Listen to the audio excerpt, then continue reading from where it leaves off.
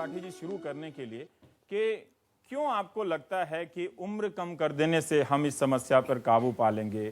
क्यों आपको लगता है कि औरतों पे कई और बंदिशें लगा देने से समाज में सब कुछ अच्छा हो जाएगा? अपनी पुरानी कही हुई बातों में कहूंगा कि आज से कुछ सालों पहले एक सर्वे हुआ था जिसमें यह कहा गया कि प्यूबरिटी की एज जो हमारे यहाँ पहले महिलाओं में 16 साल हुआ करती थी, पुरुषों में 18 होती थी, वो घटके महिलाओं में अब 10 साल 10 महीने और पुरुषों में 13 साल हो गई। पहले वोटिंग का अधिकार यहाँ पे 21 साल हुआ करता था, जो राजीव गांधी जी के आने के बाद में वो घटा के 18 साल कर दिया गया। उसके पीछे भी तर्क यही दिया गया कि पहले मैच्योरिटी एक काफी एज के बाद आती थी तो 21 साल अधिकार था, अभी वो घट के कम हो गई है तो इसको घटा के 18 कर दें। देखिए, सबसे पहली बात ये सुझाव था 15 साल की उम्र में शादी करने का। दूसरी बात, शादी बोझ नहीं है। शादी को यदि आप सेक्सुअली दृष्टि से देखते हो तो फिर आपकी सोच गलत है। शादी और जहां तक करियर में और शिक्षा में 15 साल की शादी में उम्र में शादी हो गई तो कहां बाधा बन जाएगी?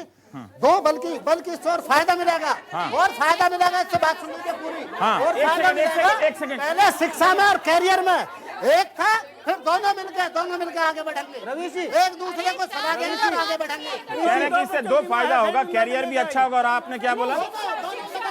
दोनों मदद करेंगे। इनको ये पता ही नहीं है कि इनको ये पता ही नहीं है शायद कि सामाजिक सच्चाई, शादी की सामाजिक सच्चाई कुछ और है। उसके बाद बच्चा पैदा होता है, उसके बाद ससुराल की जिम्मेदारी होती है, वो बहन बना के नहीं रखेगा शादी के बाद।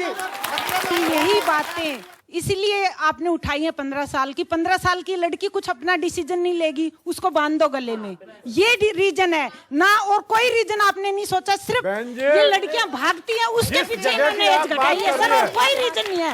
मैं खुद हरियाणा से हूँ और मेरे परिवार मेरे पड़ोस में ये कहानी हुई है, इसलिए मैं कह रही हूँ यही रीजन है, क्योंकि सारा दोष लड़की पे आता है। लड़का सरेआम घूमता है, सिर उठा के घूमता है, उसका सर कोई कुछ नहीं बिगाड़ सकता। आपके फादर ने आपकी शादी कितनी उम्र में की? मेरी शादी उम्र में मेरे खिलाफ सारा परिवार खड़ा हो गया था, क्योंकि मेरा पिताजी पढ़ा लिखा था। उसने किसी की बात नहीं मानी, तो कोई उसको अलग यही बात है, हम भी यही बात कहना चाहते हैं। आपका नाम मैडम? मेरा नाम शकुंतला है और मैं शकुंतला जी आइए, एक मिनट आइए सर। आइए, मैं पीतमपुरा में रहती हूँ। शकुंतला जी के सवाल का जवाब दीजिए अभी जो इन्होंने पूछा है। मैं वही दे रहा। जब आपकी शादी आपके पिता ने किसी की बात नहीं मानी, अगर ये समाज पढ़ा लिखा हो, अगर लड़कियां पढ़ाई लिखाई में मशगूल हो, लड़कियां खेल में मशगूल हो, तो कौन शादी की बात करता है घर पे? कोई शादी की बात नहीं करता। कुछ ही लोगों में आपके सबकी यही हिम्मत है। हर बाप अपनी बेटी के लिए आपके बाप की तरह है। ठीक है, एक सेकंड हर बाप। मेरा प्रश्न यही है कि खाप पंचायत जो इतना शोर मचा रहे हो आप लोग, तो इसका अस्तित्व ही क्या है? कोई संवैधानिक बॉडी है या किसने इनको अधिकार दिया है कि ये महिलाओं के बारे में कोई भी फैसला ले? बिल्कुल सही। दूसरा मेरा प्रश्न यही है कि आप जितने भी आए हो, आप सारे पुरुष आए हो, आपके साथ कोई महिला क्यों नहीं है? क्या उनको फैसला लेने का हक नहीं है? और मैंने नहीं बुलाया होगा। तीसरा प्रश्न ये है जोड़ना कि जितनी भी खाप पंचायतें हैं हरियाणा में, लड़कियों के लिए कितना उन्होंने शिक्षा के लिए उनको आगे लाने के लिए क्या किया? और आप एज की या जो भी बात कर रही हैं जी, मैं बताती हूँ। मैं जाट हूँ, ये मलिक सर बैठे हैं, तो मेरी माँ भी मलिक है, मैं सुहाग हूँ, मातनेल की हूँ मैं। तो मेरी खुद की लव मैरिज है, मैंने इंटरकास्ट मैरिज की है। पूरी फैमिली, रिश्तेदार सब इकट्ठे करके मैंने ये बता दिया कि भाई मैं इस तरह से, ये लड़का मेरे लायक है, मैं उससे शादी करना चाहती हूँ। तब उम्र क्या थी आपकी? मेरी उस टाइम 21 साल थी। Yes, because at that time I was mature और मैं फैसला कर सकती थी कि मेरे लिए कौन सा लड़का ठीक है, कौन सा नहीं है। आप लोग, आपकी खाप पंचायत कितनी लड़कियों को ये हक देते हो कि वो अपने लिए जीवन साथी चुन सके? एक सेकंड, अब कोई नहीं बोलेगा इस पे। आपका नाम? मैं राजवंती हूँ। राजवंती जी, बहुत बढ़िया। अब बताइए कि क्या आप हक देते हैं लड़कियों को 21 साल की उम्र में अपना जीवन साथी चुनने के लिए? इस सवाल का जवाब दीजिए। पूरा हक है, पूरा। हाँ, केवल उसमें हमारा कहना यह है कि लव मैरिज के हम खिलाफ नहीं। हमारा केवल कहना यह है कि यदि उसमें माँ बाप की सहमति हो जाए तो क्या आपत्ति है? आज लड़कियां इस बात का विरोध कर रही हैं, लड़के भी इस बात का विरोध कर रहे हैं कि उसमें माँ बाप की सहमति नहीं होनी चाहिए। और इसलिए घर से बात कर सुन लीजिए, आप पूरी बात के लिए पूरा 1 साल वेट किया है। माँ बाप की सहमति में क्या दिक्कत है? और माँ बाप की सहमति इसलिए होती है, इसलिए जरूरी है माँ बाप की सहमति। माँ बाप की सहमति इसलिए जरूरी है कि कल को मान लो इनका चयन गलत निकल जाए एक बार को, तो सारी जिम्मेदारी ठेकेदारी आप क्यों ले रहे हैं? जो स्वच्छंदता चाहते हैं, जो बिल्कुल स्वच्छंद होना चाहते हैं, वो आप लोग- अजीब बात कर रहे हैं भाई। ये आपका एंकर भी लव मैरिज वाला है, कहाँ स्वच्छंद हो गया है, कहाँ आवारा हो गया है? कर रहे हैं उससे। लेकिन यदि सहमति में क्या दिक्कत है? अजीब हाल है आपका भी। सहमति में दिक्कत आपको क्या ये है? डर है। अभी बाबा मैं की आपको सहमति बता रहा हूँ में कि मेरे दिक्कत घर है। में भी लोग ऐसे ही सोचते थे। ये सब अभी डर बाबा की बेबुनियाद सहमति है। में दिक्कत जो है। सहमति की शादी होती है जिसने उसमें भी माँ बाप तमाम ने पैदा समस्याएं किया, हैं। आप माइक उसकी दे दो। सहमति नहीं होगी बिल्कुल, उसका जूते मारने का काम करोगे। नहीं, आप हर ठेकेदारी आप उन्होंने पूछा आप कौन हैं? माँ बाप आप संवैधानिक अभी संस्था बाबा- हैं, आप कौन हैं? हाँ? समाज क्या होता है? हमारे व्यक्तिगत जिंदगी में आप कौन होते हैं? अपने अपने आप अपने माँ बाप की सलाह मानो, अपने अपने माँ बाप की सलाह मानो।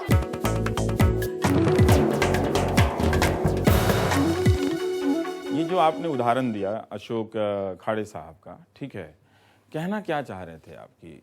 पूंजीवाद से क्या ज्यादा पूंजी आए तो कास्ट के स्ट्रक्चर में बदलाव होता है क्या? देखिए, जो वहाँ पर महिलाएं जो हैं अपर कास्ट की, जो उनके फार्म हाउस पर काम करती हैं, हाँ, उनका कहना है कि खेत नहीं है, एक कारखाना है। ठीक है। क्योंकि उनके हाथ में ग्लव्स हैं, जब अंगूर काटती हैं तो कैंची से काटती हैं, उनके यूनिफॉर्म पहन रखा उन्होंने, और हर तरह की फैसिलिटी उनको है, जैसे सरकारी स्कूल टीचर को मिलती है, बीमार पड़ने पर हॉस्पिटल जाइए, और मैटरनिटी लीव मिलती है। तो पूरे कॉर्पोरेट स्ट्रक्चर पर उन्होंने चला रखा है। तो उसमें वो कहते हैं कि तो कारखाना है। ठीक वैसे जैसे दाई बनना अपर कास्ट की महिलाओं को मंजूर नहीं था, पर जब नर्सिंग सिस्टम आया, जहाँ पर यूनिफॉर्म है, हॉस्पिटल है, तमाम चीजें हैं, तो आज नर्सिंग स्कूल्स में एडमिशन के लिए इतनी भीड़ लगी रहती है। तो जो भी जितना मॉडर्न करेंगे, वहाँ से जाति उतना दूर हटेगी। आर्थिक सुधार आ जाता है, जॉब परिवर्तन हो जाता है, तो भेदभाव में परिवर्तन जरूर आता है, इसमें कोई डाउट नहीं है।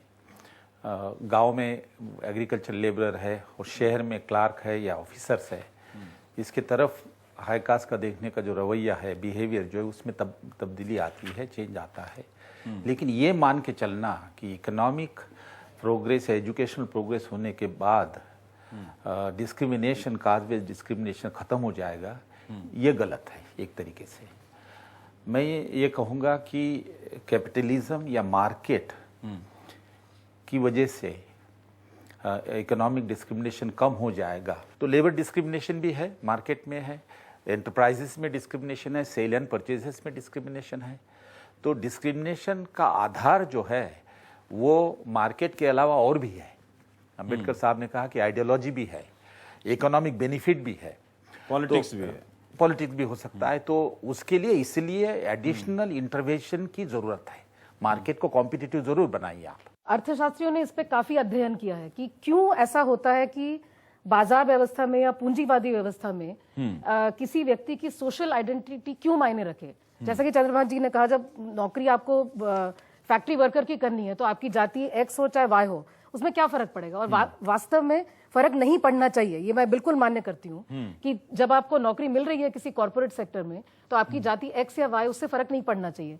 दिक्कत ये आती है कि मेरिट जिसे हम कहते हैं, उसे कहना बहुत आसान है और उसको जांचना बहुत कठिन है। व्हाइट हाउस में ब्लैक अगर बैठा है तो अमेरिका में बदलाव हुए हैं, थोड़ा बदलाव आप लोग भी मान रहे हैं, पर दिक्कत यह है कि इस बदलाव के जो कारक हैं, इस बदलाव को जो आगे बढ़ा रहे हैं, उस सिस्टम से ही आप लोगों की एक प्रॉब्लम है। जैसा कि प्रोफेसर साहब ने किया था स्टडी, बहुत अच्छी स्टडी थी कि कितने इंटरव्यू के चांसेस ज्यादा हैं। तो मुझसे किसी ने पूछा कि इस तो बहुत ज्यादा अन्याय हो रहा है। मैंने कहा नहीं, इसमें तो 20 या 40% चांस बन रहा है, जानते हुए कि दलित है, और कोई फिर भी 10% लोग ही अगर तैयार हैं कि नहीं इससे हम बात करते हैं, तो यह प्रगति है। मेरा ख्याल है, और सवाल भी यही है उसके बाद में, कि लोगों को दलित शब्द से प्रॉब्लम नहीं थी, ना ही लोगों से प्रॉब्लम थी, ये कब जान गए आप? नहीं, मैं पूरी बात सुनिए। हाँ, ठीक है। शब्द नहीं, शब्द का अर्थ ये है कि उससे जो काम जुड़ा हुआ है उससे लोगों को दिक्कत होती है, आई थिंक। तो ये जब तक ये काम रहेंगे, लोग गरीब रहेंगे, तो उन्हें काम करना पड़ेगा, और ये छोटे काम है वो तो कोई ना कोई करेगा ही, और उनके लिए ये डिस्क्रिमिनेशन हमेशा रहेगा। उससे आप कैसे खत्म कर पाएंगे? इससे कैसे जितने भी हैंड बेस्ड काम हैं, जो नंगे हाथों से काम किए जाते हैं, जितने भी नॉन मैकेनाइज्ड काम हैं, उसमें जाति बनी रहेगी। इसीलिए हम कह रहे हैं कि मॉल्स बन रहे हैं, कॉर्पोरेट हॉस्पिटल बन रहे हैं, भले उस काम को दूसरी जाति वाला करे। हाँ, वो जाति आधारित पेशा ही खत्म हो जाए।